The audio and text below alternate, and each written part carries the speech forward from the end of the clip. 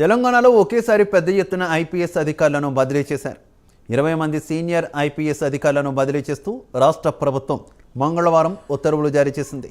డీజీపీగా రవి గుప్తాకు రాష్ట్ర ప్రభుత్వం పూర్తి బాధ్యతలు అప్పగించింది. రోడ్డు భద్రతా విభాగం చైర్మన్గా అంజనీ కుమార్ను నియమించారు. ఇక ప్రింటింగ్ అండ్ స్టేషనరీ కమిషనర్గా ఆయనకు అదనపు బాధ్యతలు అప్పగించారు.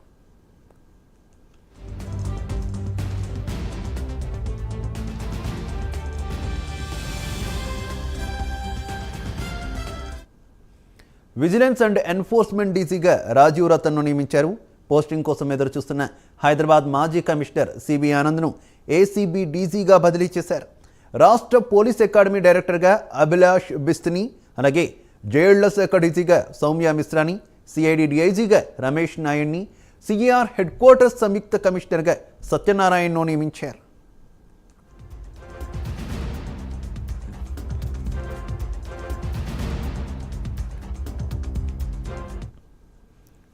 హైదరాబాద్ మధ్య మండల డీసీపీగా శరత్ చంద్ర పవార్ని, ఆబ్కారీ శాఖ డైరెక్టర్గా కమలాసన్ రెడ్డిని, తెలంగాణ స్పెషల్ ప్రొటెక్షన్ ఫోర్స్ అదనపు డీసీగా అనిల్ కుమార్ను, హోంగార్డ్స్ ఐజీగా స్టీఫెన్ రవీంద్రను, అలాగే హైదరాబాద్ మల్టీజోన్ ఐజీ 2గా తరుణ్ జోషిని నియమించారు.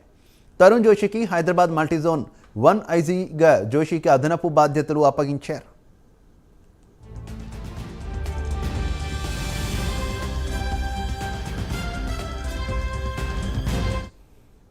ఇక ఏసీబీ డైరెక్టర్గా ఏఆర్ శ్రీనివాస్ని, ఐజీ పర్సనల్గా చంద్రశేఖర్ రెడ్డిని, సిఐడి అదనపు డీసీగా సికా గోయల్ని బదిలీ చేశారు.